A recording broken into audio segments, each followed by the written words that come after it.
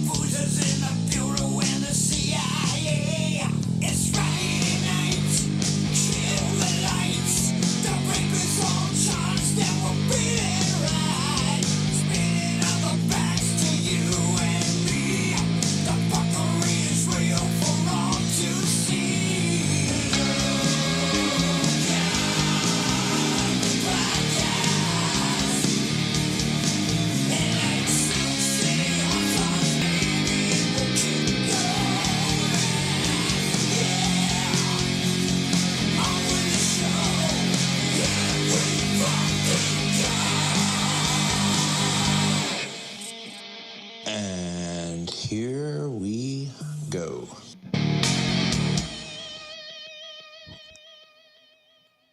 Wow. Thank you, Roger. Yeah, if you're channel members, you would have known that we have a new intro song, and you would have also known that we had a very bad Wednesday night. But we're here today. We are a little late. We apologize, but you know, these things happen. And we have some fantastic guests on the show. One returning for what, the third time? I believe we've had Larry on twice before. Yes, I believe so. And we've been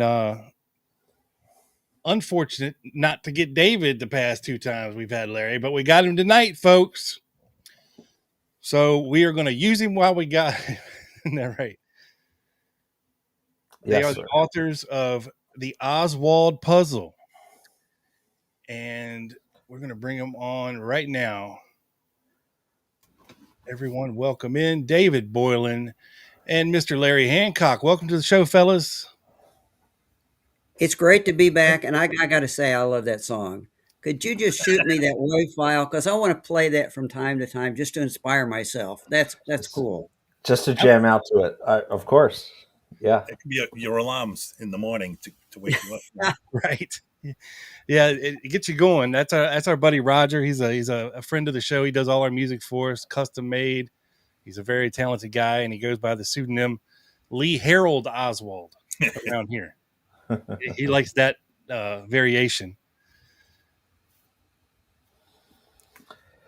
Yeah. So before we start, we just want to thank, of course, the Double B for sending in his $20.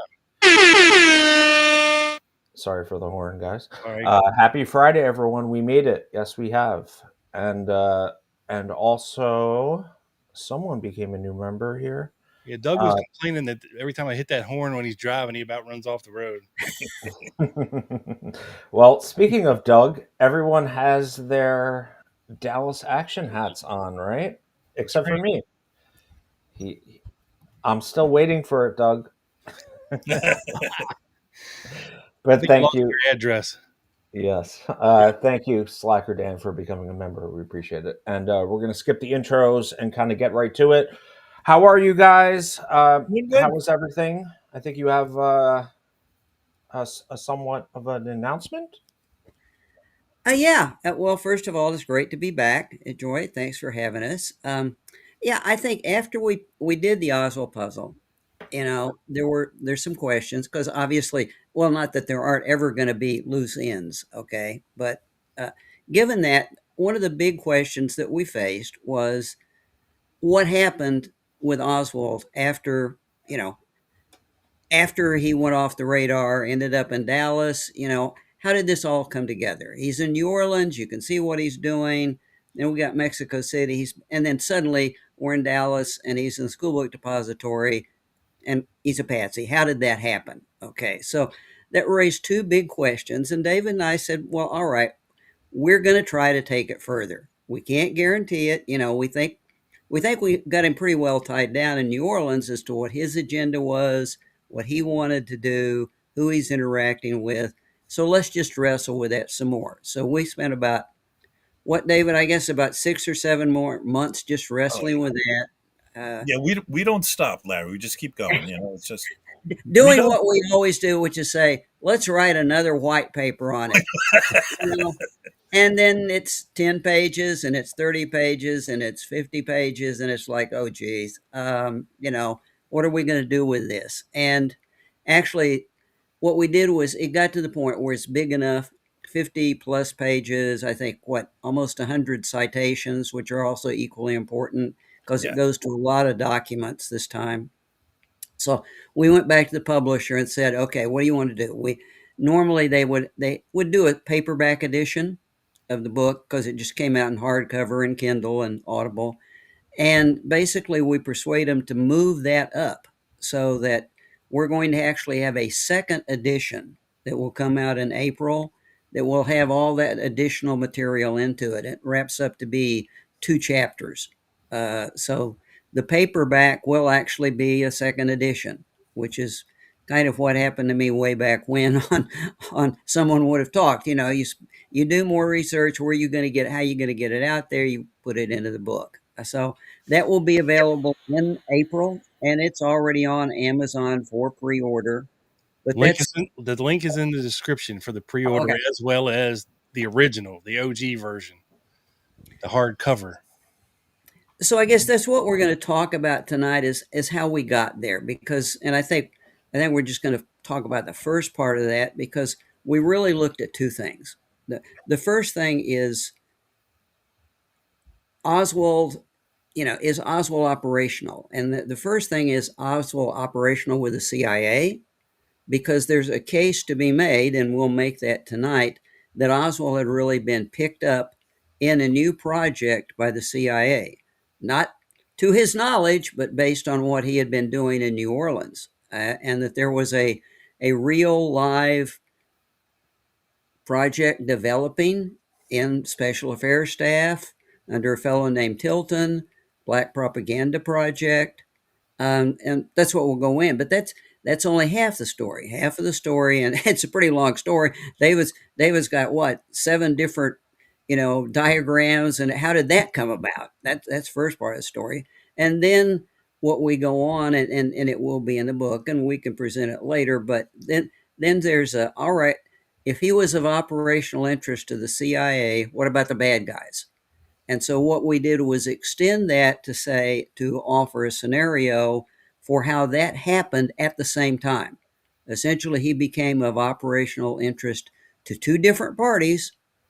The CIA for actually a legitimate sanctioned operation that was going to jail and was gelling in the fall of 1963 and probably would have come into play before the end of the year. In fact, the real ironic thing about it is they were probably set to, quote unquote, pull the trigger on that at the time of the assassination.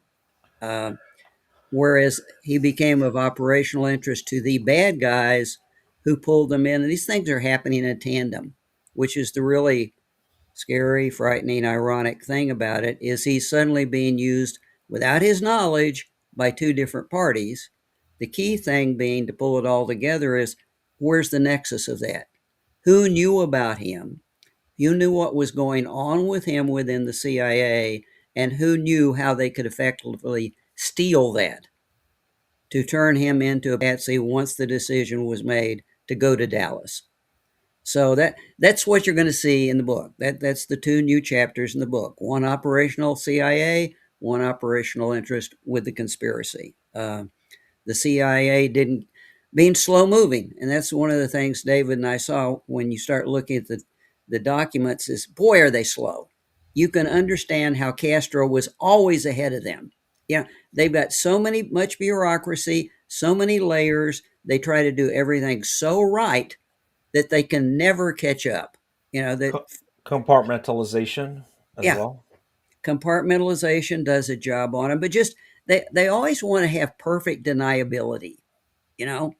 And if you're seeking for perfect deniability, you're always behind on a curve on somebody who doesn't care. We don't care about that. We just want to accomplish something. So they really fell behind the curve with this new project where the guys that are going to use Oswald for something really bad have no concerns. They want him to be visible. They want him to be part of the conspiracy. They want there to be a conspiracy. So you can see how they would leapfrog the whole process. But David, you want to go ahead and chime in before we start on what I've missed or exaggerated? No exaggerations. The thing, one of the problems I have is like, who are these people? Who are we talking about? So in my head, I had to come up with something that made sense to me. If it makes sense to me, hopefully it makes sense to you guys. So I came up with some diagrams, and we have a lot of names.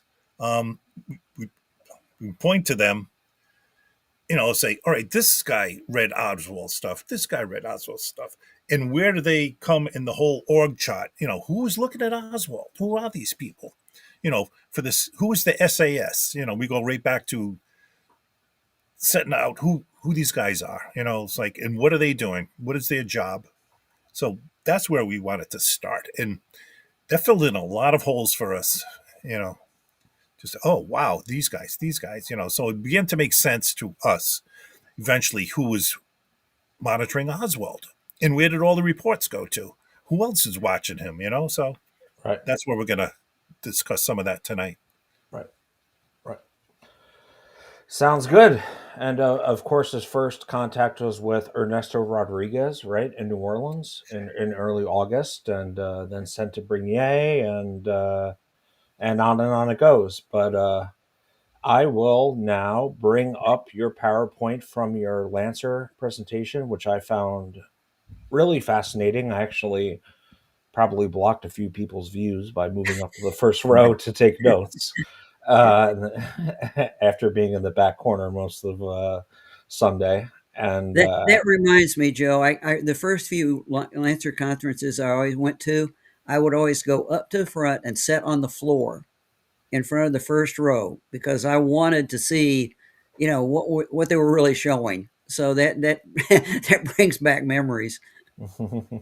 well, we do have interesting Lancer memory picture that you sent us that Rob has put in his holster. Let me show you three of the biggest studs ever captured together in a photograph.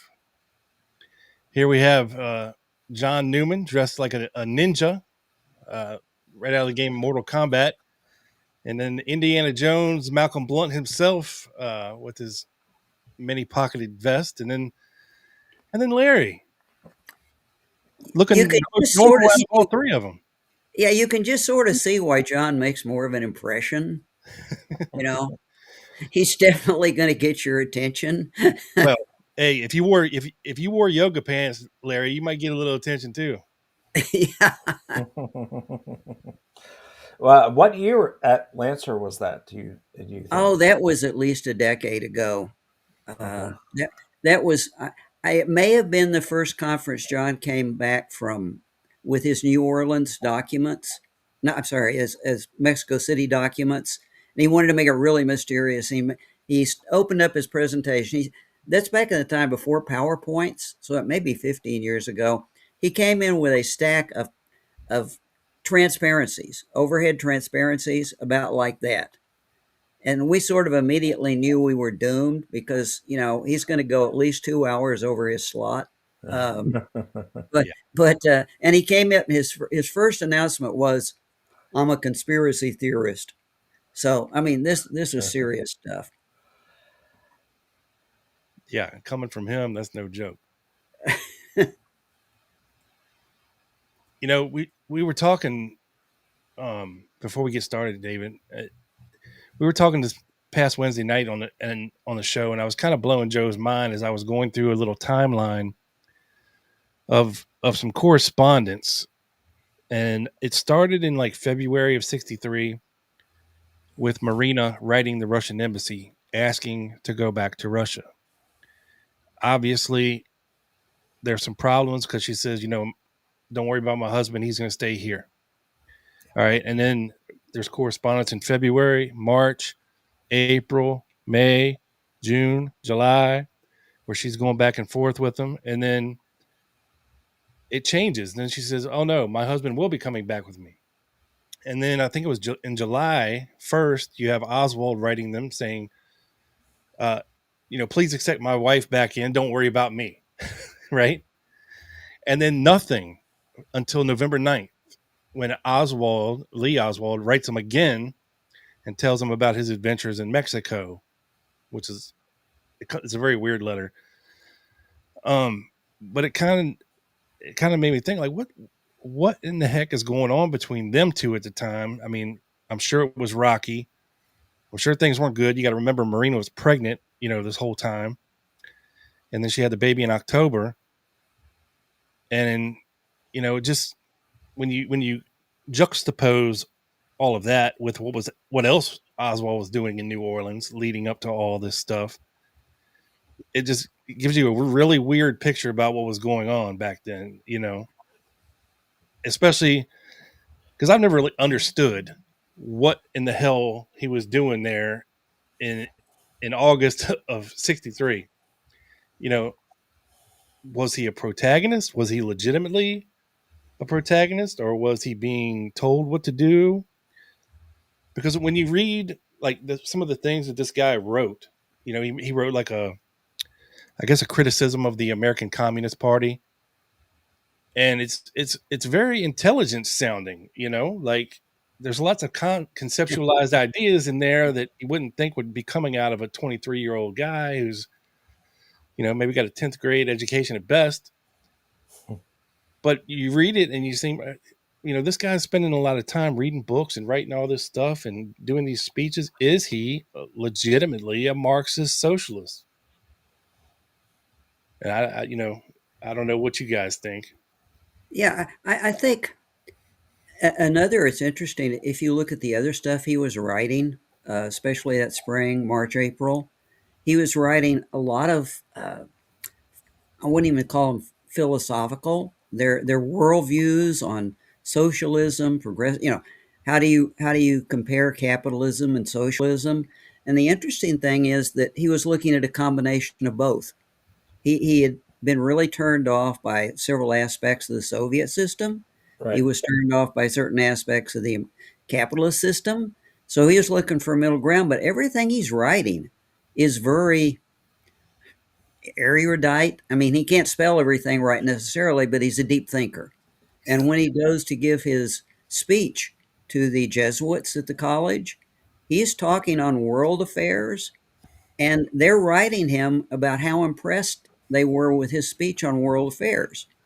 So he's philosophically into this kind of problem, and it kind of gets back to Marina's complaints. If you lay down some of the things that Marina said beside that, I mean, Marina is complaining because he spends more time in his little cubbyhole reading and writing than he does with her.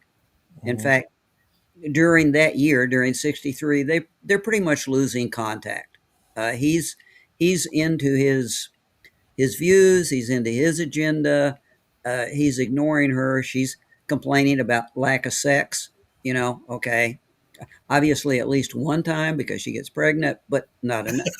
He's saying that, and so the two are not together. They're not in sync. But there's this strange kind of like love-hate relationship all year long, back to the fall, where they'll break up. She'll move out. She'll move someplace else. He'll go away. Her Russian friends try to get her to break up with him. Like he's not any good for her. They're going to even help her get a separation. And then he shows up at the door pleading with her, and I love you, and then they're back together. And so, Rob, I think it is a strange relationship. I don't know how much of that goes on, but they're continually breaking apart, coming back together. If you look at her correspondence, her letters to him in New Orleans, he goes to New Orleans and he's left her, right? Once more. She's pregnant. He's left her with a very young child. but you look at the correspondence, and he's writing to her on very friendly terms. I finally got a job, and she's writing, and she's like telling June, Daddy loves us. We're going to get back together. Fine. It's just Yeah. totally back and forth. So I don't think it is any one thing. It's pretty clear that, and then after they're together for like 2 more weeks in New Orleans, at first it's great, and then she's writing Ruth Payne saying, "No, he doesn't want us anymore. This is not going to work." So it never lasts. What I would say, David, whenever they reconnect, maybe it lasts if he's got a job. Like Right. it could last for 3 months. Otherwise, it's a couple of weeks. Yeah, I think he was dreaming about going to Cuba. I mean, that was always his goal.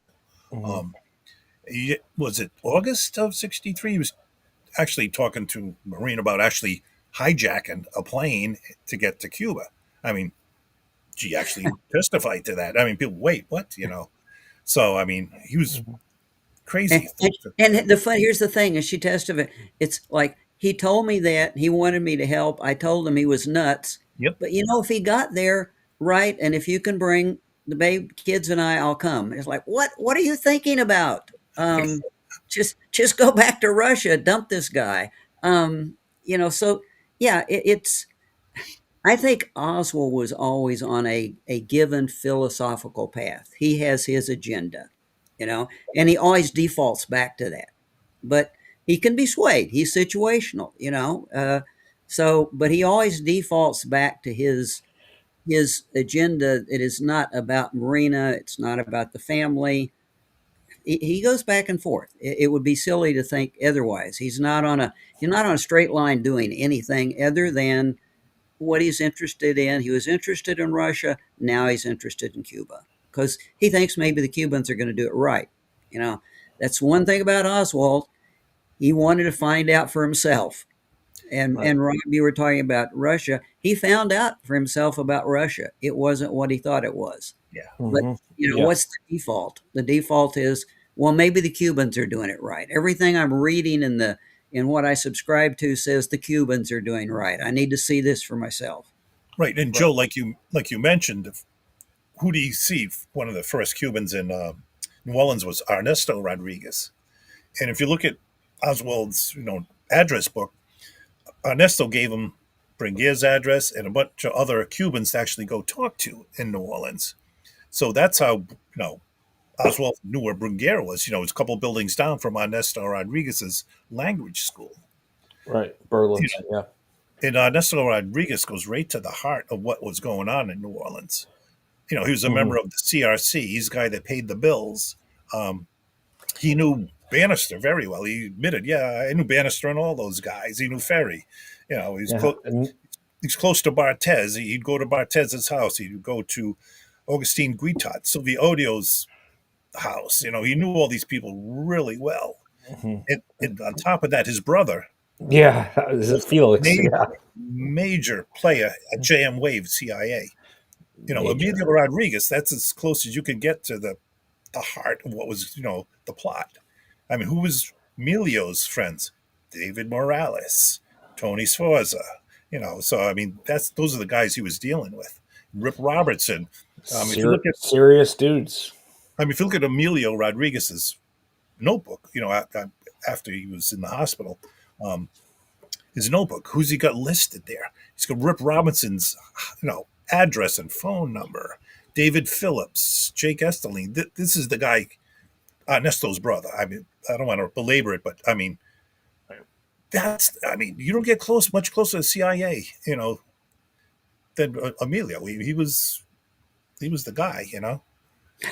And you certainly don't get their home phone numbers. No, I mean, That's that's kind of strange right there. So there's something going on. Like I'll just call them up at home. Okay, forget about this office stuff. Well, he was And you definitely think high about up. all the CIA secrecy, all the secrecy, all the security organization, and here's a guy with everybody's home number in his notebook. Like, oh, yeah, I could go Like, on and he's legit. He's up there. He's a legit CIA agent. He's very intelligent. And he spoke like 7 languages, and yeah, I mean, that's probably a guy you wanted to call when you're in a pickle. You know? Yeah. Yeah. He Yeah, knows people. he Right. knows people. You know, especially he knew everybody in Havana before the Bay of Pigs. You know, he was one of the stay behind guys. So I mean, Right. this is him and Ernesto worked together at the Modern Language School, the Berlitz School in New Orleans before Emilio went to Havana and stayed there and became Right. a member of the CIA. You know, so Yeah. And that was one of the main reasons the CIA was funding the DRE so heavily was because they did have a stay behind network in Cuba, correct? yes, yeah. I mean, with the latest releases, we know all the names of who the stay behind people were. You know, I mean, I could go down a million rabbit holes here on who some of those people were. You know, I mean, like Jose Casas.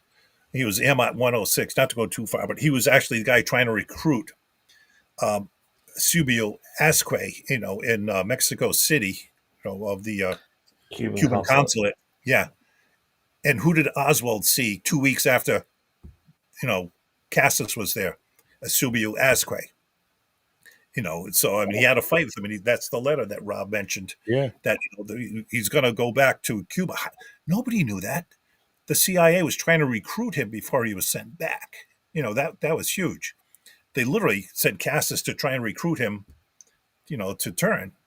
Didn't work, but you know, they And tried. how the hell did Oswald know that Askew had been sent back to Cuba? Or, Right. you know, like, He was scheduled to be sent back, yeah. And he was there 2 weeks after Cassis. I mean, how do You you, know, you know, one of the fascinating things we don't know for that question, and I don't know, I'd love to know if they had called Duran back and interviewed her and asked her the right questions. One of the questions that she did get asked later, because she said when Oswald was there that she would, if Oswald's visa application got approved, which it did, by the way, and I think none of us knew that for ages, that his visa application to go to Cuba had actually been approved. He's back in Dallas and it got approved. She had promised him she would get in touch with him and let him know if it got approved. Now, I find this interesting because Hosty told me in person that his FBI guys told him that Oswald's visa application had got approved and he was being sent to visa. In fact, Hosey said they actually said he got a visa. I'm not going to comment on that, but when they asked Duran whether or not she called Oswald and told him about that, she said, I just don't remember. Now, I think she probably remembered. So one of the open questions is Oswald may have heard about what happened and the fact that his visa application got, she may have gotten in touch with him afterwards. If they had just, but we know the CIA blocked that from happening. But if they had gotten her in front of the Warren Commission, gotten her testimony right now, a lot of what we wrestle with could have been cleared up. But I think that's the best.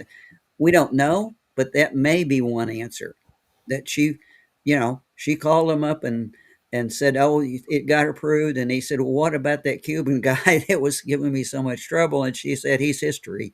I don't know. yeah, he was supposed to be going by first week in October, you know, but it didn't end up going until middle of November, you know, so.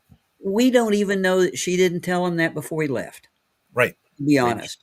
You know, because she was very friendly towards him. There's no doubt about that. She processed his stuff.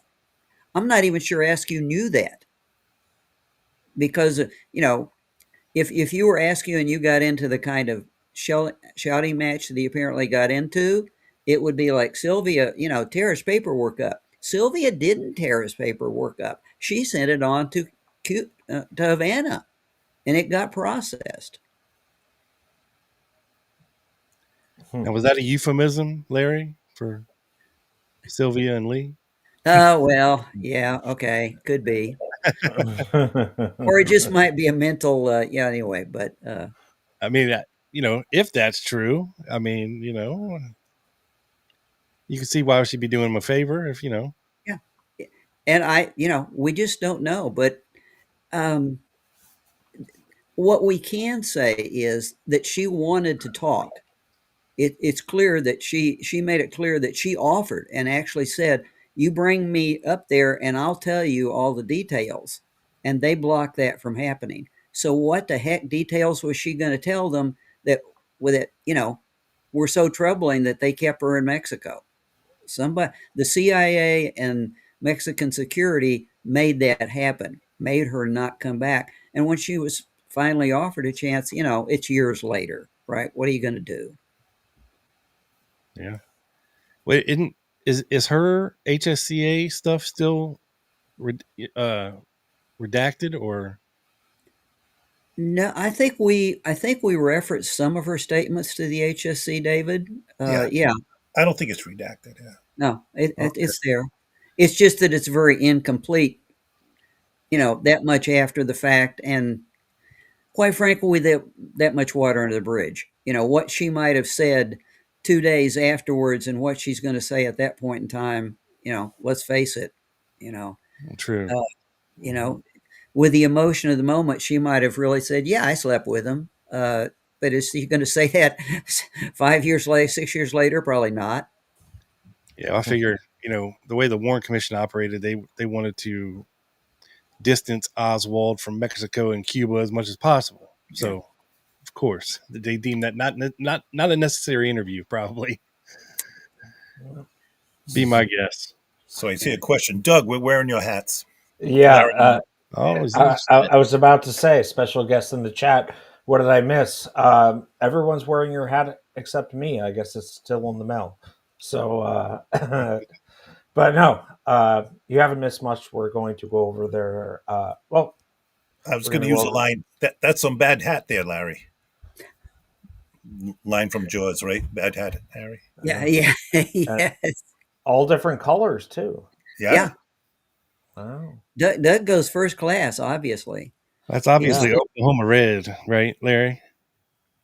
I'm sorry, what? I said, is that Oklahoma red? Yeah. Oh, yeah. But since I'm an OSU alumni, probably the wrong color, but we won't be picky. Actually, it fits. I am a graduate of the University of Mexico, and that's our colors. There you go. So that works out better. Very nice. Well, let me pull up your PowerPoint, if you guys don't mind here, and let you kind of take it from here. Oh, Joe's still an amateur at this. we just started this. Ooh, that's pretty fancy. Yeah. So I see this green thing around it. Nice.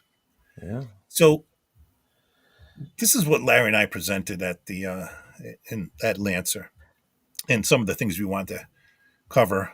Some of the key points here, believe it or not, is when John Newman and Jeff Morley actually interviewed Jane Roman, and they showed her, one of Oswald's reports that the SAS had on Oswald, and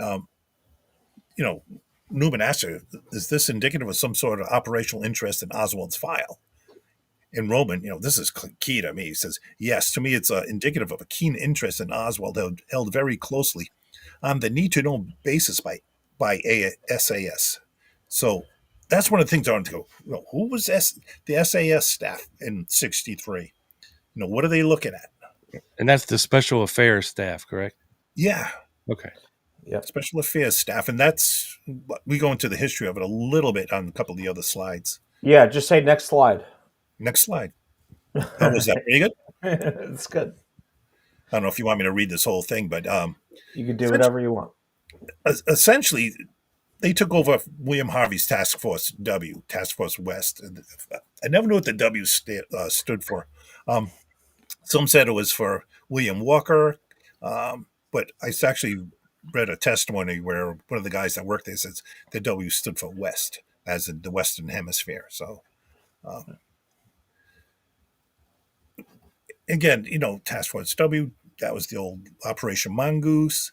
So when Harvey had his problems with the Kennedy brothers, they brought in Desmond Fitzgerald, who had been chief of the Far East Division. This is when they sent Harvey to Rome, but he actually stuck around for quite a while. A few months. Yeah. I think Like 6 months or something? Yeah, 6 months. I never knew exactly when Fitzgerald took over, but I ended up seeing two docs. One, Harvey was still writing, as chief for the Task Force W in early January. End of January, Fitzgerald took over and renamed it to the SAS. So that's the turnover officially. Just saw that recently. But Something I'd point out, David, in a recent document release, we discussed this though. I was amazed to see the document that we knew that Harvey, even though he had been transferred to Rome and reassigned, okay, we knew that he was still tied into Staff D because Bill Simpich has demonstrated he was still getting copied on Staff D documents, okay, which is counterintelligence, including counterintelligence from Mexico City. So he's still in the Staff D loop. But now we found out that he's still in the new Cuba operations loop as well with SAS, with Special Affairs Staff, with Des Fitzgerald, because we've seen, and David and I have been going through documents, when they have this Quabella meeting with Fitzgerald in France, Quabella is in Italy first, and Fitzgerald is communicating with Harvey yeah, about sending him on, about what kind of security they want. And obviously, he's using some terms so that Harvey's been fully bred into what they're doing with Quabella. So, the new, most top secret assassination thing that they're trying to put together is with Quabella, and Harvey's read into it. So Harvey's not out of the loop at all. As a matter of fact, there's a little anecdote in one of the messages that Fitzgerald sends to him that suggests that Fitzgerald may be very aware that Harvey was running another assassinations program, and now Fitzgerald is going to be running an assassinations program. So I think before this last set of releases, I had, if you went back 3 or 4 years, I had really thought that Harvey was out of the loop with Cuban affairs and with SAS, and he clearly was not. Even though he was still operational. We don't know what he was using that new alias for. We don't know where he was traveling, but he was still not just chief of station Rome sitting there and doing paperwork. Gotcha. All right, let me put this back up here. I'll leave it to David since David's eyesight is much better than I, and I just really can't read those PowerPoints. Okay. right. So we covered most of that. What was okay? Oh man, I don't know if anybody can see this. I can go zoom in. All right. So this is what the SAS looked like in '63, as best as I could get. Again, you see Desmond Fitzgerald. He was the chief. To the left, you see J.M. Wave. Shackley reported directly to Fitzgerald. I mean, all the guys at J.M. Wave reported to Fitzgerald in a way. They worked for SAS. So if you look at that big picture, say, oh, okay, that kind of makes sense now. So I didn't realize Shackley was below Fitzgerald. Yes. Okay. Yeah, Fitzgerald was literally the chief of the area. He took over Harvey's place. Shackley used to report to Harvey in the same, when Harvey was chief of Task Force W. So yeah, it was Harvey and Shackley were good friends. They worked together in Germany, and then '62, Harvey sent Shackley to JM Wave because it was a mess at the time in '62. Some of the guys were running amok. Rocky Farnsworth was just running operations left and right there, and Al Cox was the chief of station. He was just had an alcohol problem, so Shackley took his place and reorganized it down there. Okay. So if you look at all these other guys, I want to focus on John Tilton, yep, who we'll get into in a little bit. I have some documents, and I know he's part of your presentation. You have the Pataki, Anna Pataki there, and of course, her husband, CIA husband and wife team. You have Carl Jenkins, who I know you guys have done a lot of work on as well, and a lot of other familiar names. Sure. If you look at it, there's like three major pieces four to SAS. You got your special operations people. Those are the guys that were running the autonomous ops, your AmWorld, your Jure, things like that. They were the people meeting with the Cubans. On the other side, a little bit over, let's shrink it. You have your external operations branch. That, that's the guys that were running your foreign intelligence, your counterintelligence, things going on in Cuba. On the far left, you see a Miami operations branch. Now, these are the guys who were dealing directly with what was going on at JM Wave. So they knew everything. Cal Hicks was chief of the paramilitary. Charles Matt, he'd been in the Bay of Pigs guys. Guy Vitale he'd run all the safe houses down in Miami. And then under intelligence, scroll down right there. So scroll over all right. Under foreign intelligence, you see SASEDE. Not to go into too much detail, but Carl Trenton. You see his name under SAS third box down. I wish I had a pointer. I do. I'm looking for it. Right under John Sherwood. Nope. Yeah, under Sherwood. To your right, Joe. Two more. Right in the middle. Right middle. Bottom. One more. Yeah. Okay. Carl Trenton was in. It's the second one down under Sherwood. He was stationed in New Orleans.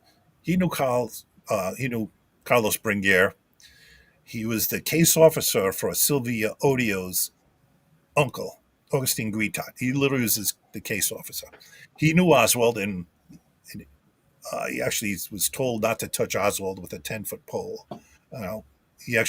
Jeff Morley actually interviewed Trenton, and that's where we got a lot of that information.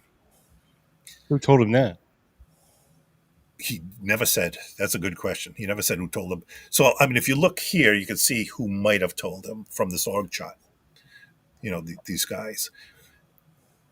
If you go over to the right a little bit, under assistant chief, and come down just a little, counterintelligence.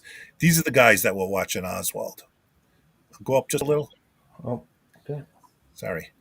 So it's okay. There's a lot of names here. I know. So a lot of names. We've introduced a lot of names. I won't go into too much, but one of the other slides you look at, these are the people who are watching Oswald. Austin Horn, Anna Pataki, Louis DeSanti. They're all signing off on Oswald's reports. These guys all know who he was. So I won't belabor this too much. A lot of detail. Managing their file, right? In short. Yeah, signing off at anything that's coming in.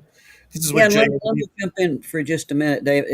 If you think about that chart, on the left-hand side, you've basically got, Tilton and a lot of people that are working on propaganda, political action. Joe, go back to that chart. Okay, sure. Oh, let me add. Oh,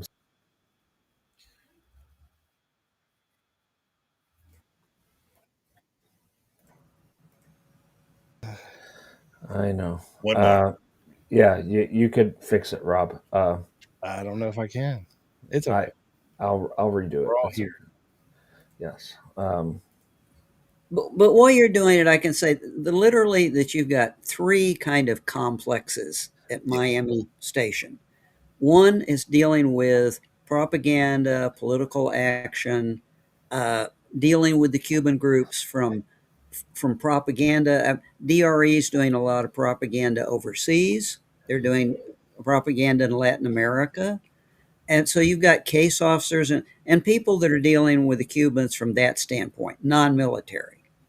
Then over on the far hand, you've got the operations guys, the maritime operations guys, who use Cubans to do military operations. And those same guys, and we have only seen this recently, David brought it to my attention, that is where Harvey's anti-Castro assassination plot set. Harvey himself said, my Castro assassination plot was run under ZR Rifle /MI, which means Miami Station. These are the guys at Miami Station that were helping with me with ZR Rifle devoted to Castro. And that would be people like Morales and Robertson. That's over on the right-hand side of the chart. Okay. But something that cross-pollinates the fact is that DRE spreads across the whole chart laterally, because DRE is being used for both propaganda and they have been used for military, and the CIA is considering using them for military again in this new special military operation. So there are guys all the way across the board in Miami, from Tilton and Joanides over to Morales, who was the military case officer for DRE, who are getting copied on everything related to DRE. Mhm. So that one of the things that tells you is when something comes down from Oswald, whether it's coming down from the FBI, and the FBI is telling all of these people about Oswald and the DRE, by the way, it's stunning when you really look back and see how much the FBI is telling the CIA in Miami about what Oswald is doing with the DRE in New Orleans. Mhm. Anything else coming through Joanides is just lateral to that. But this set of people from Tilton through the people that are working with Tilton, like Joanides and like Phillips, all the way across to Morales, are copied because DRE is involved, whether it's going to be propaganda or whether it's going to be military. They're both still on the board, not just propaganda. And again, that's something David has surfaced, that the DRE was pitching themselves real hard to be brought into this new uh, military operation against Cuba, and they weren't really shut down until October. Up until that time, they were very actively pitching themselves and talking about a new military role. How early was the FBI reporting on Oswald to the Miami station? Within a week of the demonstrations, David. I mean, Yeah. as soon August? as soon as Oswald was arrested and had the interview, August, with the FBI in New Orleans, they shoot it up to headquarters. I got you. Headquarters immediately interrogates Oswald's file and goes back to Hosty. And the memo that goes to Hosty also goes to Miami, to the CIA, and literally says, is this Oswald character, is this an issue of national security? And Hosty responds, and his response gets copied to Miami. So this whole chain of communications on Oswald and the DIE and his DRE and his arrest, and this follow-up that's coming out of FBI headquarters is all getting copied to Miami. And the interesting thing is it's getting copied by the guy at the FBI Cuba desk. Okay. Right. Yeah, I was just wondering how early in '63 that they were reporting on him. Oh, it's like within a week of his arrest. Okay. It was quick. Mhm. So, Rob, one of the key points that you should know about is that September things really started to heat up for Oswald. They really started looking at them. So, I don't know which guy was for the FBI, but the FBI went to Frank Barthez and says, "Do you know Lee Harvey Oswald? Do you know where he is?" He goes, "I have no idea what you're talking about. I don't know who Lee Harvey Oswald is." So that was September 10th.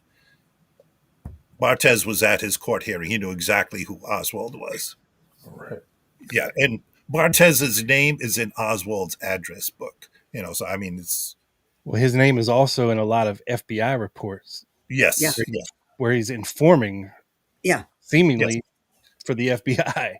yeah. He was an That's one FBI of the informant. things that we go to into the book and into our new study is the fact that I think I was off base a little bit. We kind of have only been thinking of the DRE in New Orleans as being the Cubans in contact with Oswald.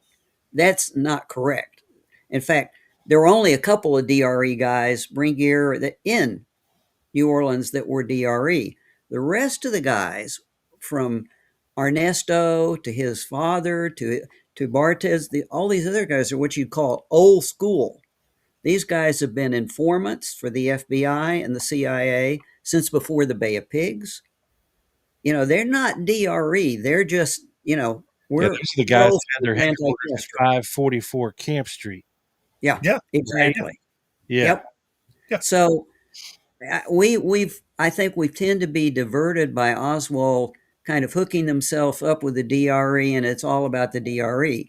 The people he really got hooked into that were informants that suddenly stopped informing. Here's a curious thing. Up to that point in time, they are very open about pointing out and fingering any possible Cuban asset, Cuban spy, a Cuban supporter, whatever. And David can show you all sorts of reports where they're providing information. Sylvia Odio's uncle is part of a targeting group looking for those sorts of people in New Orleans. And then suddenly it stops. It's like we're not sharing any more information about Oswald. Who? Bartis Oswald was in play. Oswald who? They So put Oswald in play right on. then. In the fall of '63. Yeah. Yeah. It was As like early as September. Yeah. So September was a key month, I feel. You got Oswald going to Dallas, visit Sylvia Odio. How's he know the address? How the people with her know the address and her phone number? Well, has he know her phone number? Yeah. Who the heck knows her phone number except her uncle? Because she had only been there 6 weeks. It's not like you're going to find it in the phone book. Right. So this is a big part of the story but that's the how did Oswald get hooked story. Back to the propaganda story. So let's get back to that a little bit. Sure. I'll go to the next slide here. Yeah. The point is, so at this point we're dealing with the fact that there are a lot of people at Miami Station that if you anything happens with the DRE, they're informed about it because they get copied. And they're all getting copied across the board. So the other big thing that starts happening is, at this point in time, the guy that's running the FBI Cuba desk at headquarters is the guy that's in touch with Tilton and sharing information with Tilton. Okay. Well, the interesting thing is Tilton goes back to his contact at the FBI and says, we've got a good working relationship. We'd like the FBI to help us. Now, we all know that the FBI and the CIA are hand in glove, right? They always share information. That was sarcastic, guys. But his contact, the guy says, oh, sure, because they had already asked a favor. The FBI had asked a favor of the CIA and Tilton in Miami Station, and that was because they were prepping an FBI asset. Actually, Vincenti, who worked in the Fair Play for Cuba office, they're preparing him to go into Cuba as a spy and collect information. This is the FBI, not the CIA. They asked the CIA to brief Vincenti, okay? Brief him. Who's who in the Castro regime? If you run into them, what kind of information are we interested in? And so the CIA is very helpful. The CIA is used to doing this kind of thing. The CIA has a program apparently that we don't know a whole lot about. It's probably called Santa, and that they have been running their own, penetration agents for some time. But so they help the FBI, and so now Tilton is going back and saying, we helped you. We need some help. We know you've got this guy deep in the FPCC, and I'm starting to put together a really black propaganda program about the FPCC that we're going to take to Central America. But I need some stuff I can work with. I need some documents. I need some correspondence. I need some, current stuff from you that we can rework to make it look really bad and spread. We need the FEC to look dangerous. We need them to look radical. We need them to be, if we're going to scare people in Central America, we need to make this look good or look bad. So what is Vincenti? Vincenti is the one that provides the information. And guess what kind of information he's going to be providing in terms of correspondence? Vincenti is the one that's been corresponding with Lee Harvey Oswald. Vincenti responds to Oswald's letters. He sends him literature. So here we have another tab where the FBI Cuba desk, through their asset in the FPCC, is starting to provide information, including Oswald's correspondence, for this new propaganda program. Now, this is not the same as name of because it's so secret. Vincent T. Lee or whatever his name was. This is not the same guy, right? As Vincent. No, different guy. Yeah, different guy. This guy was really connected. He worked in the office. He was a volunteer, but he was really tightly connected. Like he knew the Cuban representative to the UN and he had been actually not just an FPCC recommended. He was recommended to the Communist Party, and the Communist Party supported his going into Cuba. They kind of gave him a pass. He was a real key guy for the FBI. Very connected, very unlike Oswald. This guy, Vincenti, is connected. Oswald was not. He just wrote some letters. So what we're pointing out is we've got people in Miami that know about Oswald from all over the place. We know from Tilton's own memo, that he's kicking off, putting together, building information and going to build the material required to put together a really nasty anti-FPCC black propaganda program. And by black, that means it's not going to run in the U.S. It's going to run in Latin America, and it's going to run through the CIA sources to put information deniably into Latin America. And one of those sources, we know a couple of those sources. One runs through Mexico City under David Phillips, and it's called KM Forget. Is that right, David? Yeah. And one runs through New Orleans, by the way, with a group that a lot of people have heard of called Inca. Ed Butler. Yes, Dave Butler. Who? Yep.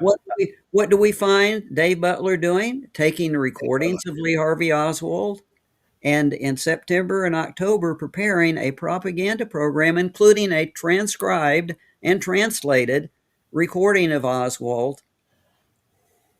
They're getting ready to launch this propaganda program. And it's ready to launch at the time of the assassination. As a matter of fact, they start putting this stuff out by December. So they were right on the cusp. You know who made the recording and sent it? Ernesto Rodriguez. And have you guys read Carlos Springier? Yeah, he recorded it, and made a copy of it. That's his thing, Yeah, and I just put up 2 documents of subject psychological operations group. You actually haven't put them up yet, but involving Tilton. Oh no! Real quick, have you all read the Ed Butler piece about where he describes like meeting Oswald in a restaurant and having a drink with him? No. Wow, that's a good one. Was this before or after he trashed him on air? After. Was it before? I don't know. It might have been before. I think I have, Rob. I mean, it's just one of those. I think I've read. It's a very odd story. Maybe it was maybe it was right after the radio show, and he offered out after that. Yeah. And was Oswald drinking lemonade? No, he didn't. No, we left the studio and we just sat down, and we're trying to. Well, what Butler is obviously doing is he's trying to, get information from Oswald. Is this guy really what he's saying he is? So that was but I have seen that. I think it was right afterwards. It's very odd. Yeah.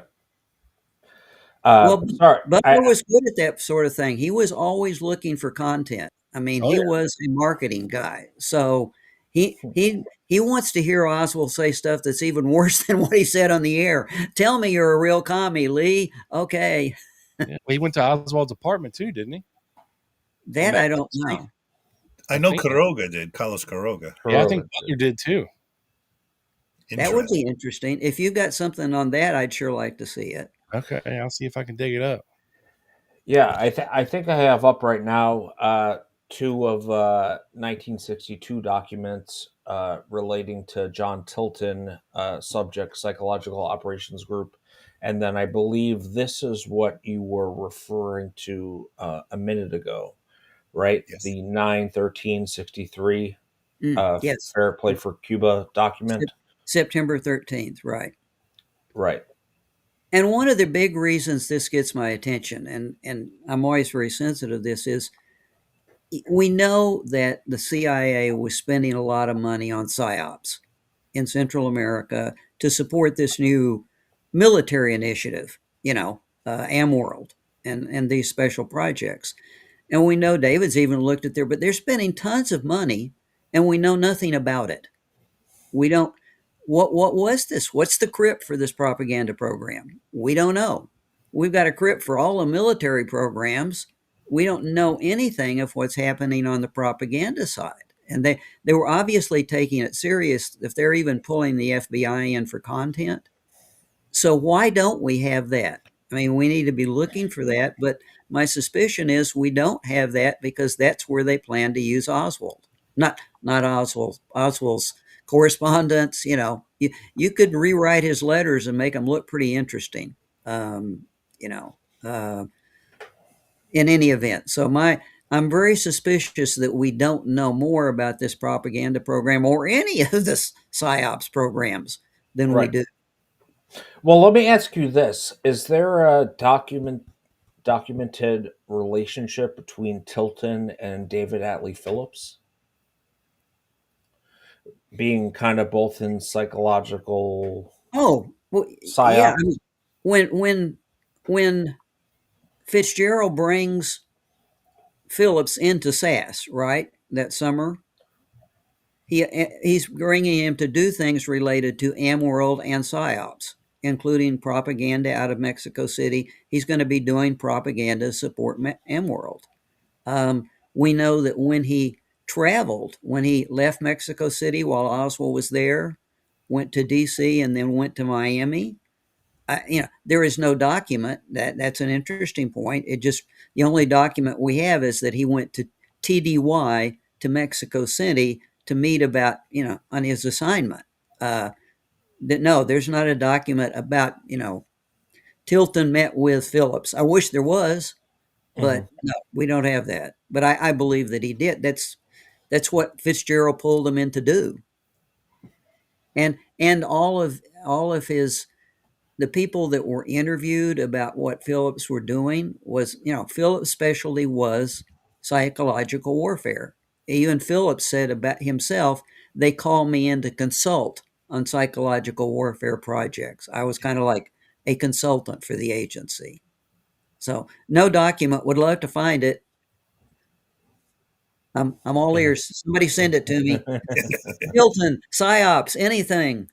Yeah. But yeah, I certainly think, actually, David, David and I feel that both Joe and Edie's new assignment, his new clearance, that sort of stuff, was for the new special operation for AmWorld. Yep. We feel that were pulled into this. This was their new assignment, was PSYOP support for AmWorld and for propaganda. I see. And I'll go even further than that. I'll jump the fence. How about Okay. the fence I can jump? Please do. Raw speculation. I used not to do this, but now that I'm older, hey, what the heck? We talked about the fact that Oswald shows up in Mexico City. There's a recording. There's a recording that we don't have anymore. There's a recording that the terror sauce described of Oswald talking to the Cuban embassy, asking for support, asking for money. He's being threatened. He's being harassed. This is pretty inflammatory stuff. The terror sauce remember it. Phillips remembers it. Nobody else remembers it. And then we have the CIA telling the HSCA, don't believe anything Phillips says. He had no clue about what was going on. I do not believe that. I do not believe that the special attention pouch that was sent to him from Mexico City as he left for him hands only. This is a State Department pouch. Usually it doesn't go to CIA unless it really is important. And this is a large pouch, just more than paperwork. My suspicion is that Oswald, being in Mexico City and being recorded, was going to become content for this new propaganda program. And Phillips is really quick on the money. When he's got a tape of Oswald talking to the Soviets about asking for money and asking for support, you can imagine what they could do with that. Yeah, definitely. Okay, David, now that I've totally screwed up and gotten all the sequence in the PowerPoint, back to you. All right. Well, back to Back on the other side of the fence. Yeah, back on the other side of the fence. yeah. Let's see. We go to the next slide here. We have Will Pataki. So, do you want to explain, give a little background to the audience of who he was? And that'd be me. Will Pataki worked for James Angleton, and he had worked in Soviet ops. Him and his wife worked for William Harvey back in the old Berlin operations base there, way back. And Harvey pulled them over. You know, Anna Pataki was working for him. Anita was working for him under Task Force W. And then she continued to work under SAS for the SAS counterintelligence Soviet satellite group, as you see there. We can take a look at, do we have an org chart for counterintelligence? I'll show you where Will Pataki shows up. Yeah, I have a slide on him. Let me just pull it up.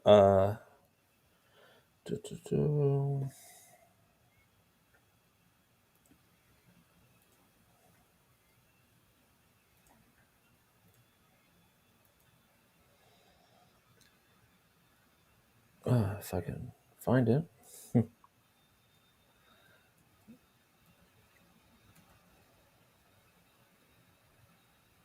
right, here we go. So, William F. Pataki with wife Anita formed a husband and wife CIA team working with SIG, with Mulholland, CIA / ops operations, counterintelligence operations. Joe, we can't see the screen. Yeah. Oh, here we go. I'll just read it again. With wife Anita, formed a husband and wife CIA team working in SIG with mole hunters, counterintelligence dash ops. I think it's probably a little outdated. He's probably definitely deceased by now.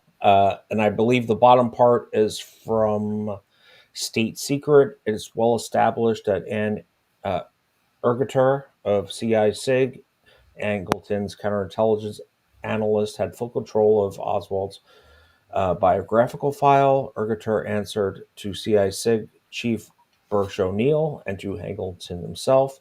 Two other teams of counterintelligence officers were also keeping an eye on Oswald. The second team was husband and wife team Anita and Will Pataki. Anita was Harvey's chief of staff at Staff D, just like you said, while also working counterintelligence at headquarters in the Cuba division. Bill's title was CI Ops, indicating that he worked in the operations group in Angleton's division. He also had a second title, CI OG SS, indicating that he wore a second hat as Angleton's security staff for the operations group. And I believe that's from State Secret Chapter 5. Yeah.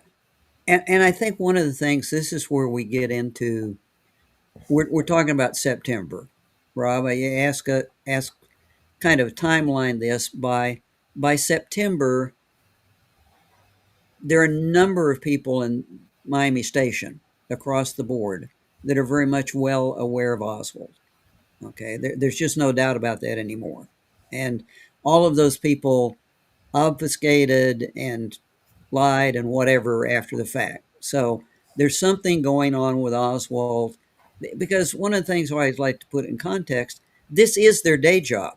There's nothing wrong with all those people knowing about Oswald. As a matter of fact, everybody is doing their job. The FBI is doing its job. Oswald could have been a national security issue. Okay. I mean, at that point in time, he's been to Russia. Everybody's doing their job, everybody's sharing information. And then suddenly, after the assassination, they all go dumb. It's just like, no, never heard of him.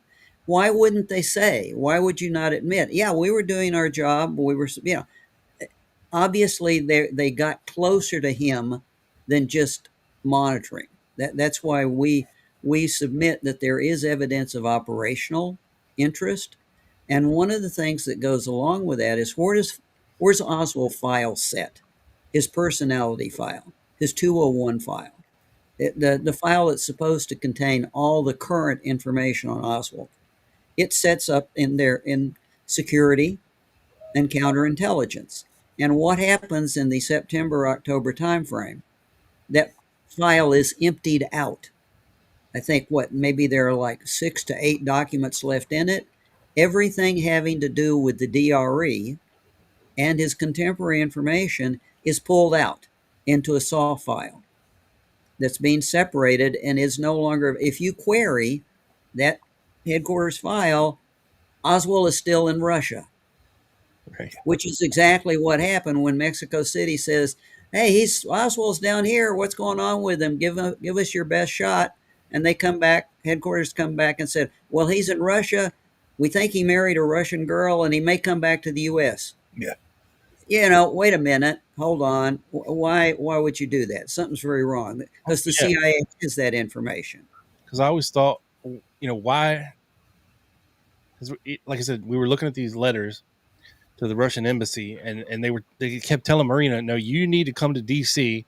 in person and tell us why you want to go back, which I think they had their reasons for wanting her there in person. But it seems, at least I couldn't find any more correspondence past July 8th with Marina and the embassy. It's like we're missing some correspondence here, because at least for the month of August or later in July, it just doesn't seem like they would all of a sudden just stop, because she was literally begging them in every letter she wrote, please, I want to send me back. I want to have my baby in Russia, blah, blah, blah. And Oswald is too. Oswald writes, I think it was in August. Please. Why does he go to Mexico City instead of going to D.C. to the Russian embassy? That's where my disconnect is. It's like he was told to go to Mexico City. Oswald's agenda is not Marina's agenda. At this point in time, I think Oswald's agenda is getting Marina off his back, basically. Yeah. I mean, I hate to put it that way, but she herself said that. She writes and testified Oswald just wanted to get rid of her. Well, see, he wrote July 1st and said, get my wife back. Don't worry about me. She writes them a week later on July 8th and says, oh, no, we're coming back together. Right. Yeah. And then it just stops until November 9th. I just think there's some missing correspondence in there somewhere. There's got to be. Either that or that's what he told her. I mean, I don't want to represent that Oswald always tells the truth to everybody all the time and is straightforward with them. I think we know he probably told her that. David, what's your cut? There's some right, like Rob said. There's something missing too. I don't know. Maybe did Oswald convince her that everything's okay? We're gonna go back. First, we have to go back to Dallas. Get your friend Ruth Payne to come pick us up. Go back to Dallas. She's coming to get us. And I'll meet you in Dallas. We'll get a job. Everything's fine. Or he was thinking that he was going to get from Mexico City straight to Cuba, and then telling her, well, I'll meet you back in Russia. Because once I get to Cuba, they're going to send you back because I'm no longer there. We're married. You're a Russian citizen. Yeah. Type of thing. That's for perfectly plausible. And she said he told her that once already, as David said. He told her if he could get to Cuba, whatever he would send for her, and she said fine. But yeah, I think that's and let's face it, she's pregnant, she's late in her term, she's Yeah. moving, she's got a small child. If Oswald says, I'm gonna take care of it, you just get moved and get settled in and get ready to have the baby, and I'll be back. Yeah. You know, uh, Yeah, because he says so in that letter, that the Russian embassy was unprepared for him in Yeah. Mexico City, yeah. right? Like, But in a way, if what he said was going to happen had happened, you're right, Rob. It would have been that he would have gone to Mexico City. He would have gotten to Cuba, and what he told the Cubans was, "I just want a temporary visa so I can be here until her travel is fixed." Hmm. Well, as you say, if he was gone and in Cuba, you know, she's going to end up back in Russia, or she's going to end up, that's what he wanted. So that's kind of consistent in a way. yeah, Um, and he can fool himself. That's another thing about Oswald. Oswald can fool himself. When he's going after what he wants, it's kind of like in Russia. I'm gonna tell them, and it's gonna work out. So um, yeah. I I just think he see knows what he's doing. Yeah, I just see him as much more situational. Oswald is like, does he have goals? Does he have agendas? Yeah. Does he have really good plans? Yeah, but they hardly ever work like he thinks they're going to work. They're not going to greet. Sorry, Lee, they're not going to greet you with open arms at the Cuban embassy, even though you think they are. It's well, why didn't he take his gun out of the Cuban embassy and demand, instead of at the Russian embassy? that's an it. Maybe Askew had him in a chokehold already. I mean, that's why would he take his pistol allegedly to Mexico and then pull it out in the Mexican embassy or the Russian embassy and start Well, crying? Did he really? I don't know. Yeah. I can give you an answer. Oswald certainly did carry. Oswald had no problem carrying a pistol, and back then, you know, uh, could you get through security with a pistol? Yeah, you could. He just went through a checkpoint at the. It's not like today, Yeah, so he could. Heck, uh, that's not unexpected, and we know Lee Harvey carried a pistol, and didn't bother him to carry a pistol. My take would be that he was desperate. It is what we see reflected in that phone call that's disappeared. When they say he was desperate and agitated and, was afraid to go back to the U.S., and he was showing us how desperate he was by pulling that, my life's in danger. Well, let's shift gears and let's think about it for just a minute. Lee Harvey Oswald had lied to the FBI in New Orleans. Lee Harvey Oswald had more than just lied. Lee Harvey Oswald had told them he was part of a subversive group on their list in New Orleans. They had secret meetings. They informed on each other only by telephone. Lee Harvey Oswald had this is all a lie. He had led the FBI, and what's going to happen, what should happen when they get their act together? Uh, Harvey might very well have expected, if, when I go back, they're going to be waiting for me and I'm going to jail. Because I did lie. I lied to him big time, not just a little lie, but he led them on for weeks. And David and I both suspect that it may very well have gotten to the point where they were carrying him as a provisional subversive informant. I think DeBuris had set him up as a PSI because he should have. That's the way that the practices were. He should have been Right. recruited as a PSI, and there Yeah. should have been some contact with him.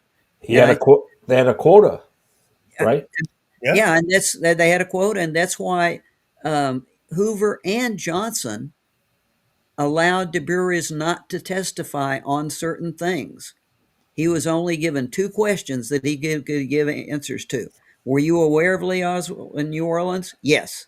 And I think there was one other, but there's a whole host of other questions that should have been asked that were not.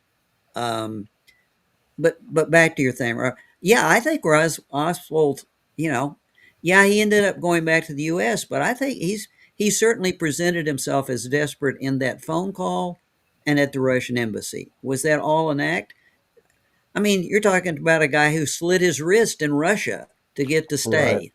Yeah. You know, he's a drama queen. He certainly can be a drama queen, no doubt about it. Yeah, no, the behavior pattern is definitely consistent. And want to highlight something from James Smith, one of our channel supporters, is Ergator seeing everything then, at least everything on paper, that is. Yeah. I guess from counterintelligence under Angleton. Yeah. And so that takes us back to pulling the file. So why was the soft file made? Why was the compartmentalization done? The compartmentalization is done. It's only the people that are holding the DRE files and working the DRE angle see Oswald's own file. They're the only ones. And those are the people in Miami. Okay. So again, the argument I would make is that is an argument for an operational interest in Oswald, because they've compartmentalized him from the rest of the agency. And as a matter of fact, they've compartmentalized him from the FBI. If the FBI were to request any information from headquarters, it's not there. So they have compartmentalized his stuff by making that soft file. And I think, David, what's the quote? You have a couple of quotes that we... It's from I could put it back up. yeah, we got a bunch of slides there that you could whip through them really quick. And Yep. the last one, This this one? is what we talked about, what we knew. Next slide. Okay. Make this. We talked about this. See, this is the key one. But Jane Roman said there has to be some point for withholding information from Mexico City. Like we said, Mexico City station, they didn't know all these things about Oswald, but SAS did. Miami knew, and and headquarters knew. Certain people within headquarters knew all about Oswald, and they kept that quiet. Maybe they weren't banking on Oswald going to Mexico. You know what Could I mean? be, yeah, that could be where the old time Cubans sent him. Yeah, he pulled the old switcheroo on him. Instead of going to Washington, he says, well, hell, I'll just go south. Yep. Yeah, I think that would be a shock, Rob. I think it's a very good comment. That they would have probably been perfectly fine with him just staying where he was. And Mexico City is a shock. I think it was a shock to Phillips. If Phillips is already involved in this propaganda project, they're starting to write their documents and fake stuff. And suddenly Oswald shows up. It's like, geez, he's not supposed to be here. Yeah. What do we do now? Maybe it's an opportunity. Yeah, And we did a show a couple months ago, and I found some documents that showed like the camera system, the V2 trigger mechanisms, and all this stuff at the Mexico City station that was trained on the embassies. And it's amazing how clear those cameras were and how close they could get to these faces. I mean, if Oswald was there, they would have got this guy dead to rights. I mean, there's no mistaking who's coming in and out of these doors in these places. oh yeah, Right. I agree. We don't see the picture, but that doesn't mean Right. And another thing I would say. I almost wonder if Oswald is dead, kind of at this point, right? Like, is it worth it to blow some of our most sensitive ops over this? We already kind of have them dead to rights, type of thing. You know what I mean? Here's how we got this picture. Let us well, that's a good point, Joe. You remember how crazy the FBI went when they took the picture back and showed it in Dallas of the guy that went into the Russian embassy? Mm-hmm. Yep. In it, because I was like, oh, maybe this is Jack Ruby.